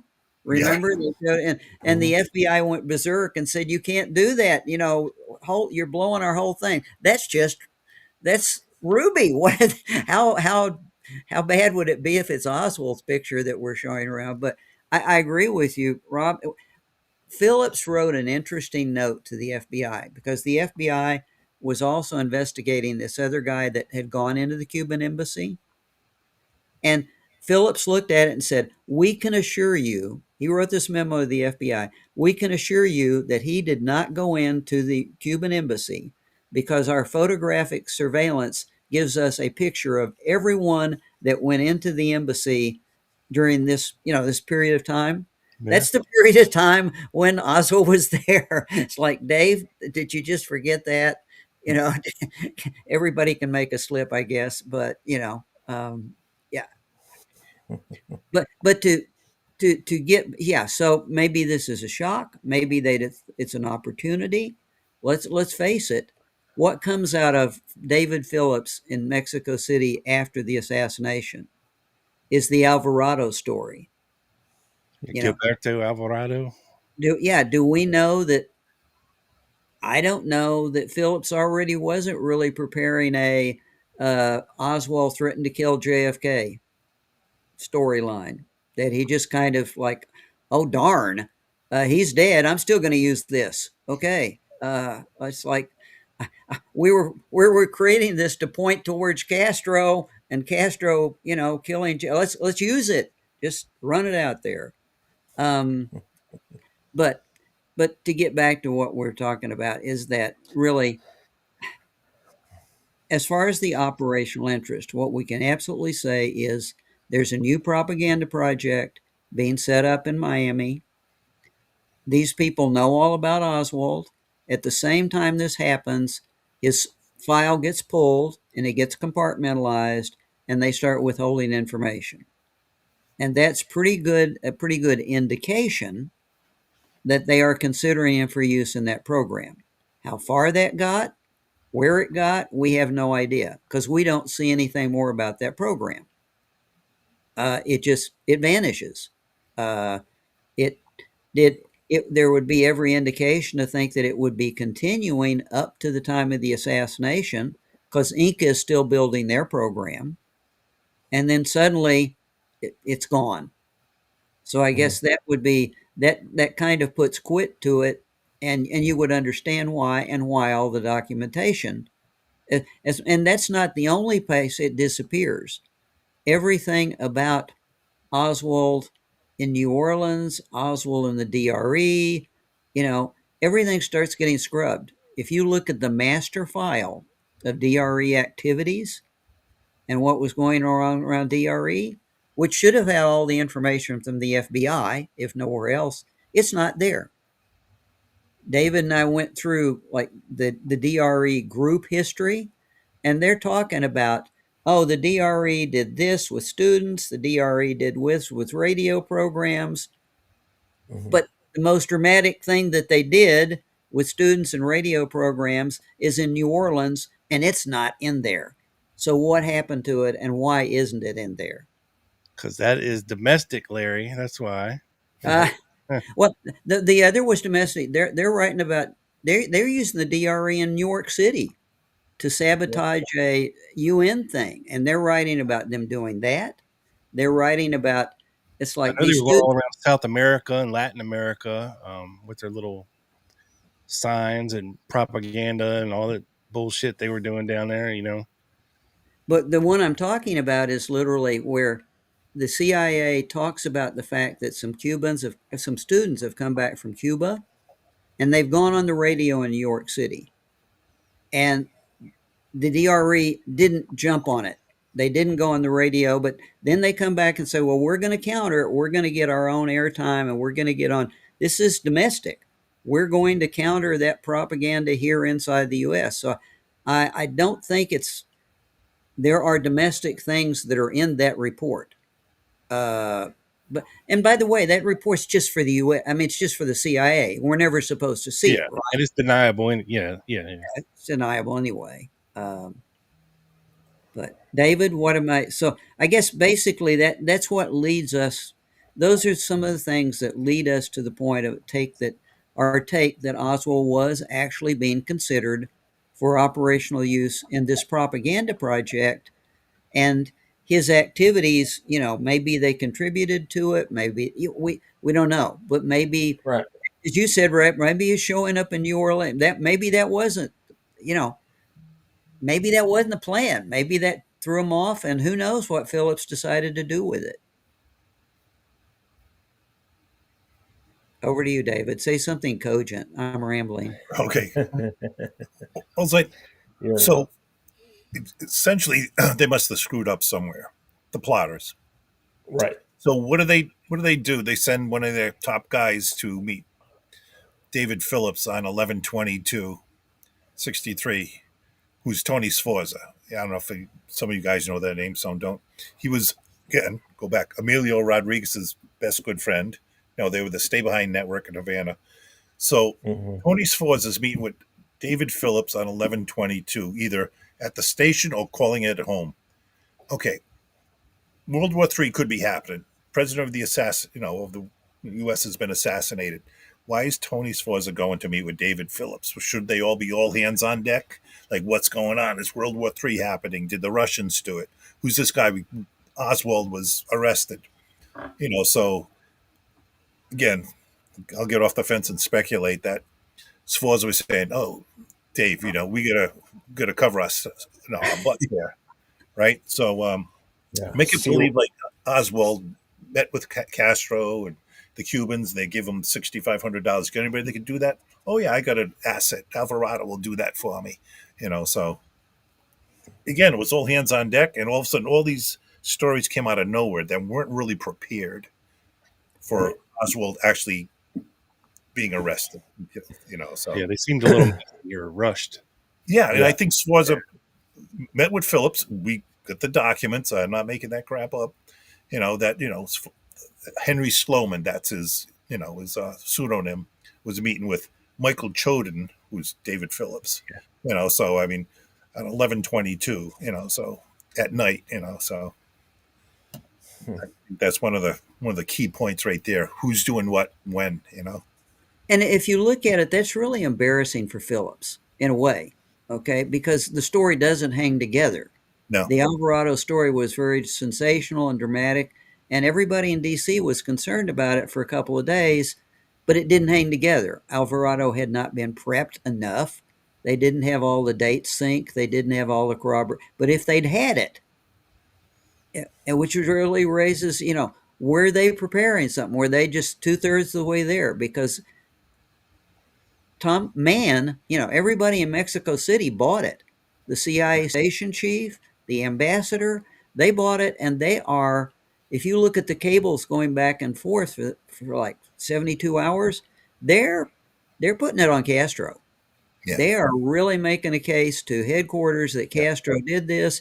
We got the proof. You guys, and Washington is in an uproar quietly, because this is pretty convincing. If they'd had it a little tighter, things could have been really difficult for the United States, for Cuba, whatever. But somebody launched it before it was ready, and some of the stuff was pretty solid. I mean, if you look at the details in the Alvarado report, it talks about a red-headed Cuban who's a real activist, very violent, anti-American, anti-JFK. Yeah, there was a guy there like that. Simpich did research on him. It's somebody built it. Somebody prepped Alvarado with certain information. Yet, so some of it was solid, and the other part about, oh, well, you were just standing out in the lobby and you heard him offer cash to Oswald to kill the president. No, that's not okay. All right. So somebody didn't have their act totally together, but it is fascinating that Phillips, in his later books, actually carried on that story. If you look at a couple of his books written after his retirement, he writes that absolutely Oswald came back to the United States with thousands of dollars in cash to kill the president, which is why is he doing this? Yeah, in Night Watch, yes. Although I was surprised to find that he actually wrote 4 books. I thought he only did 1. But so why would he say with that story so strong? There's something about him, and then there's something about his story about the play that he was writing, where he says Oswald, we were prepping Oswald to kill Castro, and then he turned and we lost control of him and he killed JFK. Something about this is obsessive for Phillips. Something about that storyline. It's almost like he was left out of the loop a little bit and then was trying to put the pieces together after the fact. Yeah, I think it's more like it's again jumping the fence. I think David's going down the right line. I think Sforza came in and said, "Look, Dave, you got to help us out. Yeah. We got hung out to dry. They weren't supposed to catch this Oswald guy alive. What can we do? What's the diversion? How can we put this? Because they would have known that Phillips would sell his soul to get Castro. I mean, that's where Phillips was. So can you do something? What can we do to point this to Castro and do it quickly? The problem is the big red boogeyman standing right behind Castro, Yep. So we know it didn't, but it did divert attention from nobody pulled up and went to the guys in Miami station and said, what about those Cubans that you were working with that were so mad at JFK? Oh, yes, somebody did. And who did that? Who ran that internal investigation? Mr. Sforza ran that internal investigation and collected all the information, and it then what? Vanished. Right. Okay. Which is a real handy way to get rid of the evidence. It's sort of like, I'm going to find anybody who says the wrong thing, and I'm sure it's like, you're either going to get a caution or, there's going to be a vacancy at your desk. Yeah, definitely for sure. All right, let's get back to your PowerPoint here. Hopefully it is up on the screen. Traces of operational use. And talk a little bit about the Black Propaganda Project, which I know when you asked me yesterday, Larry, if you could find anything, let me know. I knew that you had searched really hard and that I would not find anything. David certainly is, but to me, that's a big hole. It's a big hole. How can we know about individual boat missions and raids and who was on them and teams going into Cuba?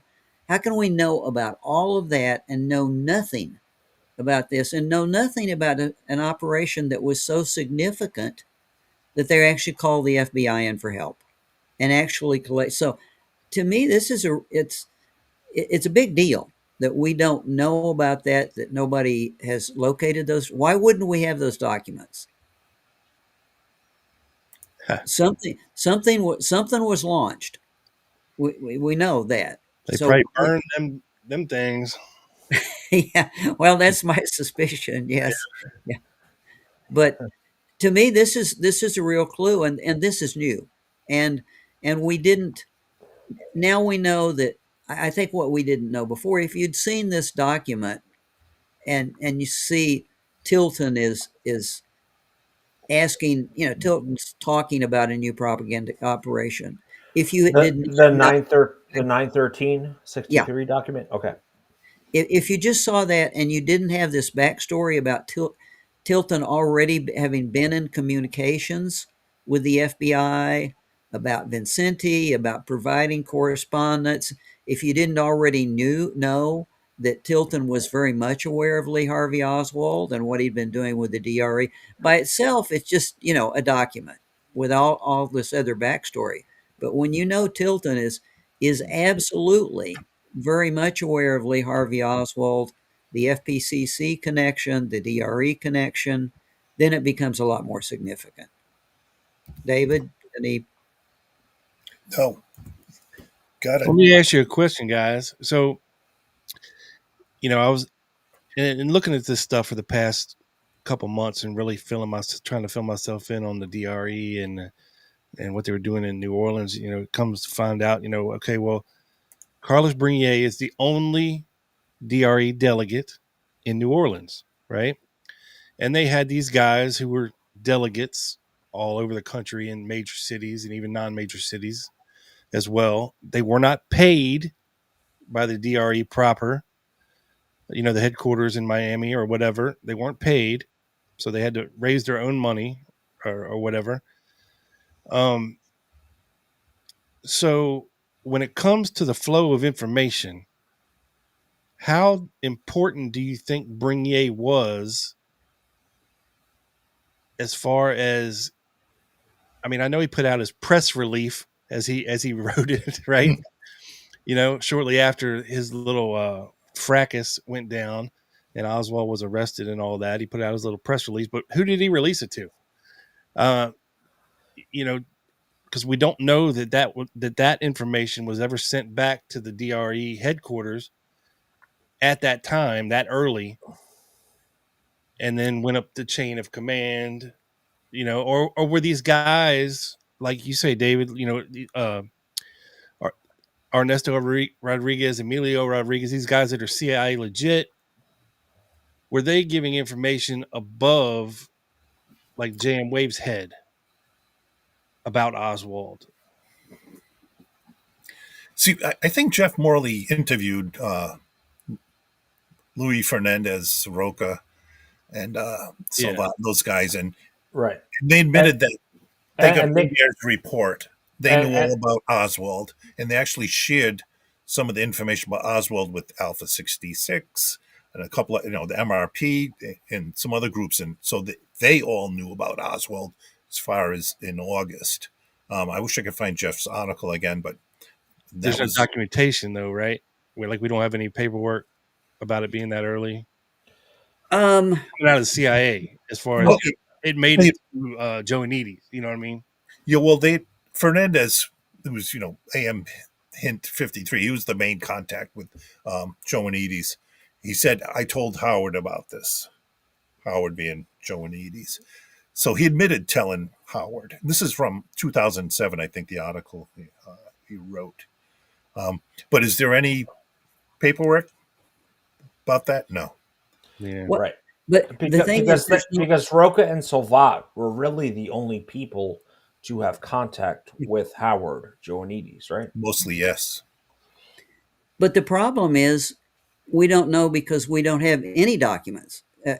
What we should have is certainly, given that Joe-Nides had been specifically assigned by, to keep control of the DRE, that he took over from previous case officers, Morales, Crozier, and 62. Yep. So he's actually was praised in the records for his work with them and keeping in touch with them, and but we don't have any of his reports, and we should have. There should be case officer files on his meetings with them, because you all have seen CIA documents that are kind of like minutia. I talked to this Cuban and he told me this, and this rumor. Yeah, so there should be a host of those. Every month when he talked to them, he should record what they told. We have no reports from him. So is that because they were soft files, like operational files that didn't go through the usual system, CIA? No, Shackley would have known about those for sure. Yeah. And Bob Moore for sure. Morales would have got some too. And we know that Shackley was getting stuff from him, because Shackley was also, we have Shackley's documents on the DRE, and the DRE pitching their idea for a new armed group. So we know Shackley is getting information from Joe-Nides. That's the only way he can get it. We know Shackley is talking and writing about DRE. We don't see anything in between. So it's a hole. Why is it a hole? What's wrong? Why would that be? So yes, Shackley knew he was getting information from Joe-Nides and from but it's down at Miami, it's gone. And all of the DRE's files are gone. Okay. So you're right, Rob. I would love to see that and to confirm it. I think you brought up a big point. First of all, if Joe-Nides bailed, if he wasn't doing his job and sharing information from okay, they were hearing the same thing from the FBI. Okay, so there's no doubt about that feed. But I think, as you say, it was only Bernier in New Orleans. Now, there's this old group that are CIA informants they absolutely did not report on Oswald. There's a hole there. Okay. The domestic ops guys in Oswald, and there were American assets, and we write about some of them that could have been, after Oswald was in the news and in the media, that to the extent he was, you would expect these guys to have reported back. It's not there.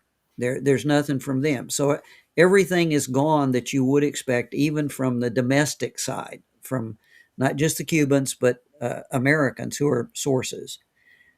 But our suspicion is, and this gets into the second part, which would take another 5 hours, is that essentially the old school guys chose not to tell the FBI, told not to tell the CIA, because they had their own interest in Lee Harvey Oswald. People like, people that were in touch with the old guard in Miami. There's one common nexus between all of this, by the way, that we picked up on that I have been entirely missing before we went this route. There's one person who's in tight with all these old school guys in New Orleans, and also in tight with the guys who have been trying to kill Fidel Castro for 3 years. What's the name of that guy who happens to be the best friend of Sylvia Odio's uncle, who comes to visit him in November? What's the name of the guy, David? You got it. Tony Verona, Roselli's best friend.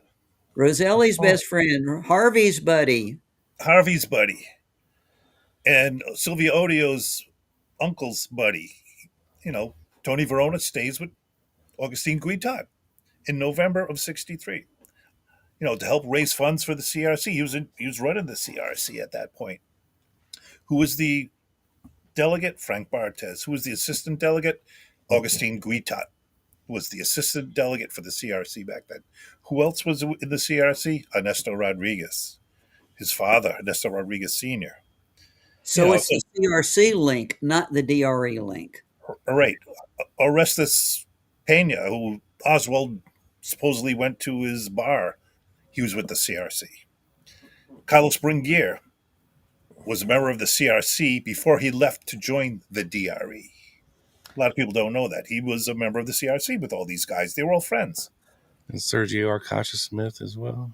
Yeah, Sergio Arcacha Smith. Why was Verona in charge of the CRC? Because the CRC was so hostile and aggressive towards JFK that their president had resigned and just kind of dumped the whole organization onto Verona. And it's the people in the CRC who are talking about,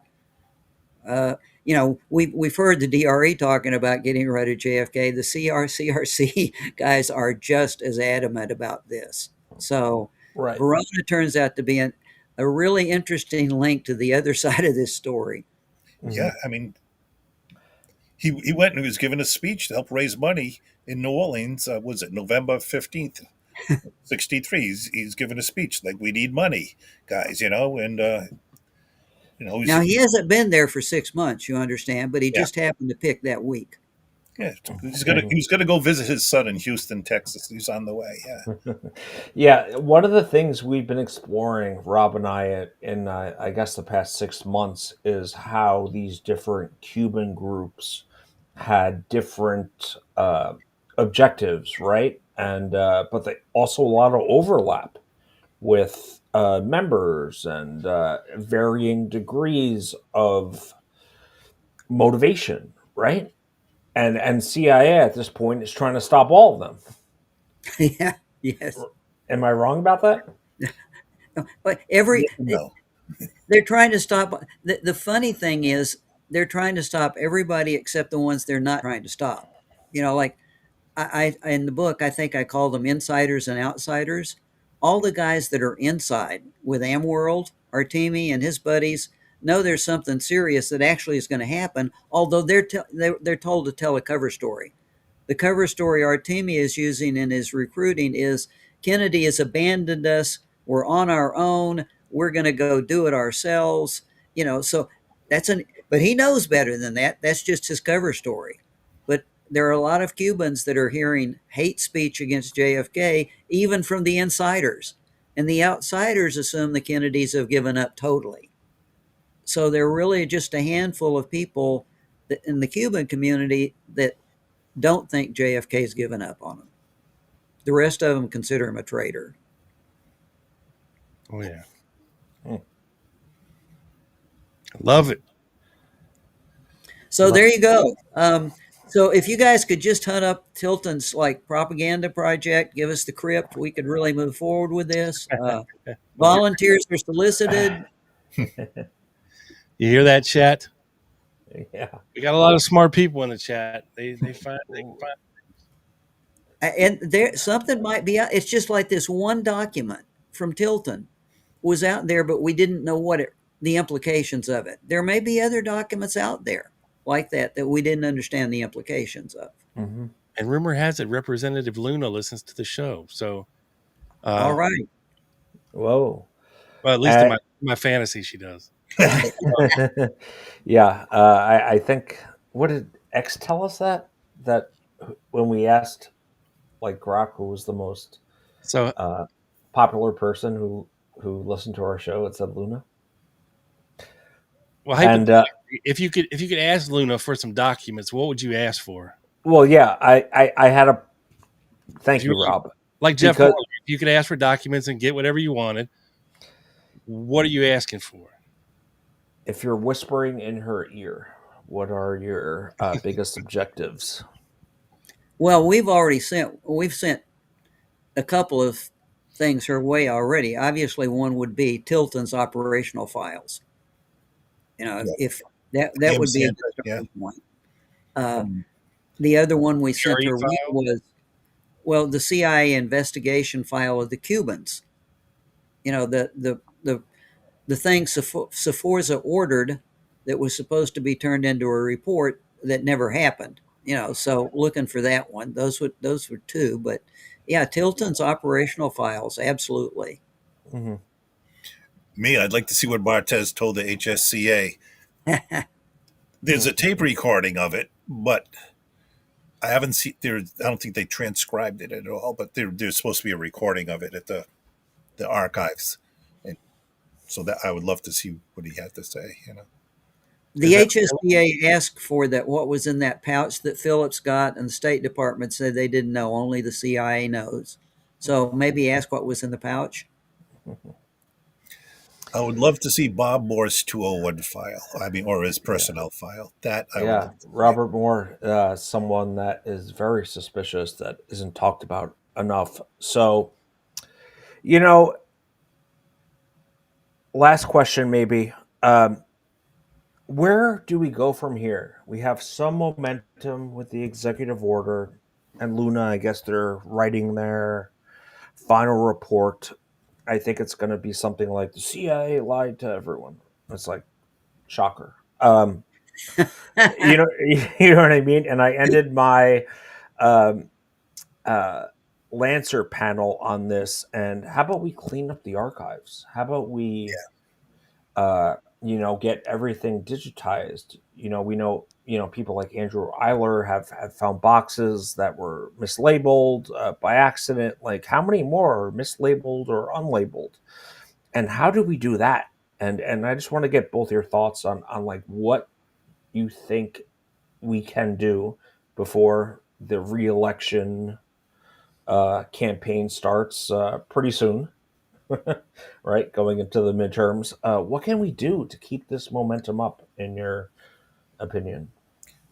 You got to put somebody in charge of the archives that knows what they're doing and actually could get people to do their jobs there. It's simple as that, because they're not doing their jobs. They haven't been for a long time. Yeah, I go back quite a ways. Where back in the 90s, after they said everybody gets 100 free pages. You write in, you tell them the riff numbers you want, and they would send it to you. I mean, I got tons of them. All my relatives, you should see, my mother-in-law, everybody's getting 100 pages free, and everybody's friends, co-workers, everybody's bringing me in envelopes. Here, Dave, here's your envelopes. They were actually very responsive back then. Within a couple of weeks, I could have Lauren Hall's, complete testimony, and Lawrence Howard's complete testimony. So nobody had seen those back then, but we're able to get them like pretty much right away. So I mean, again, very responsive. If they did that now, oh boy, poor Rex would be so busy at Mary Farrell just scanning documents. I think what you'd really have to do is you have to isolate the problem. I mean, it's one thing to say that they need to run the way they should run, okay, which would be good in a lot of areas. But I would say, with what we know now, you need to send somebody, you need to go to the CIA, and the CIA needs to, let's assume the CIA is agreeable to play ball, okay, at this point in time, and give Luna what she asked for. And you need to say, we need everything from Miami Station for the period of 1963. You guys need to, if you haven't released it, you need to release it without redactions.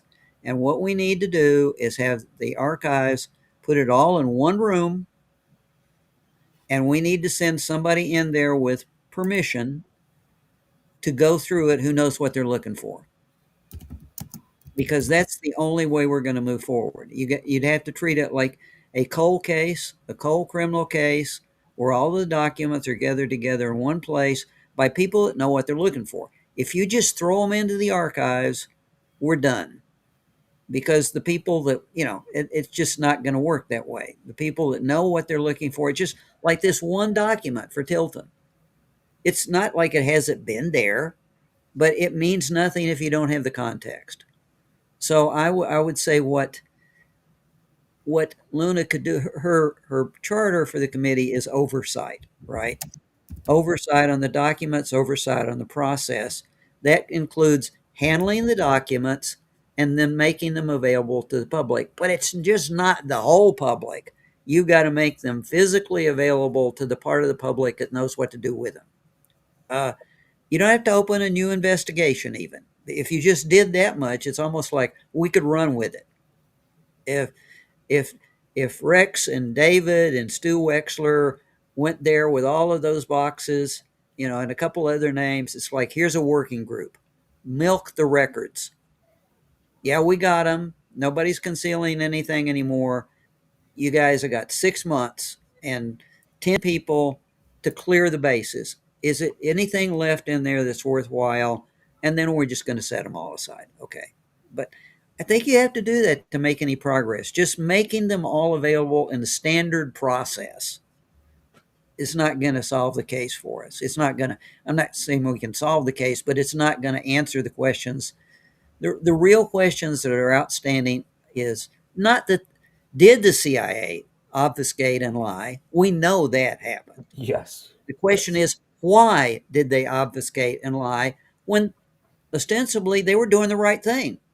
We haven't seen any document yet, and once we just talked about that they shouldn't have had the information, their jobs, they could have been using Oswald in a sanctioned propaganda project, and that's okay. But then why would you have to lie about it? Just to say, distance yourself from him. Yeah. So, but you want to distance yourself because I want to be at a distance, honestly, because I don't want you to ask any other questions about guys in my group that maybe I don't know about and I suspect, and I'm, let's face it. We know from people that talk, the people in Miami knew that people in Miami had done shit. they knew it. Martino About it. They knew it. They knew there was something wrong, and they all suspected something. You just need to accept that they suspected something, and that's why they distanced themselves. Because the ones that were really, at this it's hard to pick the word to use. They didn't want to see the agency destroyed. Yeah, and it probably would have been, should have been, whatever. Almost was. At least, yeah. 70s. See, a lot of these guys worked together too in the early Cuba project. The Bay of Pigs and before the Bay of Pigs, and I've heard it described the best. It was one of the testimonies. I think it's Sam Halpern. He said, "We're a band of brothers. We do anything for each other. If somebody's sick or is having problems, we cover for them.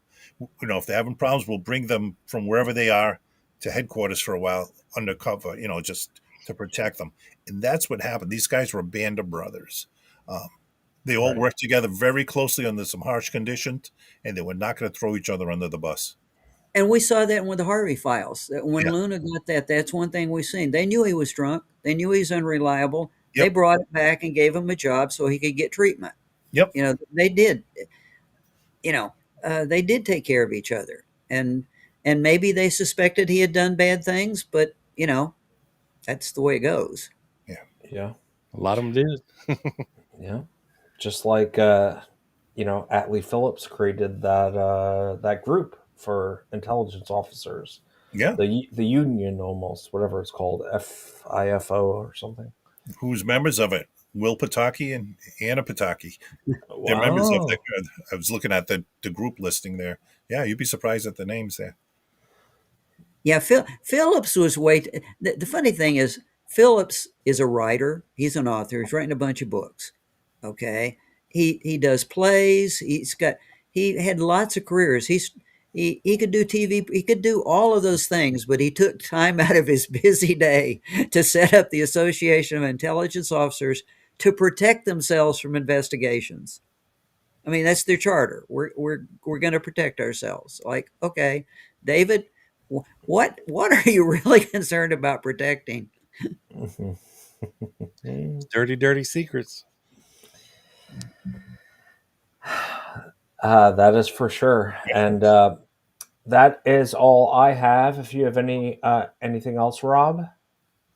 No, I think we are on the 2-hour mark and 1 minute. And of course, we want to thank David and Larry for their time on this Friday evening.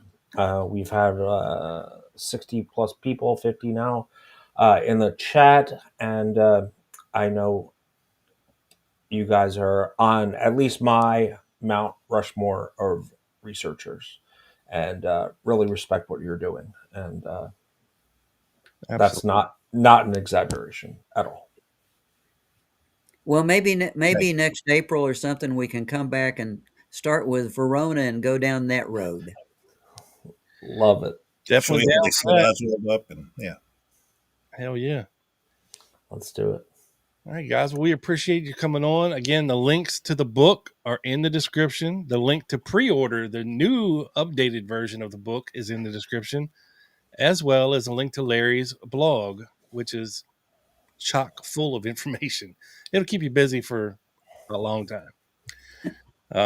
So thank you, guys. Thank you, David, for finally getting on here with us. Thank you, Larry. Again, always a pleasure, my friend, to have you here, and you guys are welcome back anytime. And as per the usual, we're going to have Dean Andrews dance us up out of here.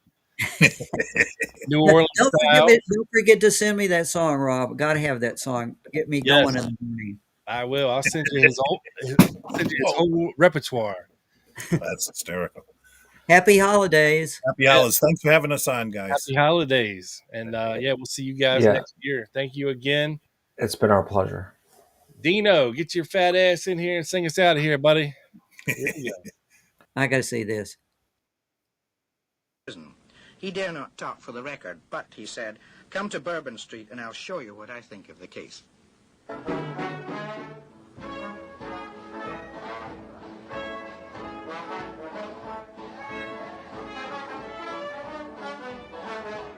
Look at David Ferry up there in the corner behind the young Pat guy. And Ruby saying hi to Larry and David. The greatest lies are told in the name of truth. The greatest crimes are committed in the name of justice. The quotation is Jim Garrison's. It could be used for him or against him. That's a hell of a parasite. Case. Good night.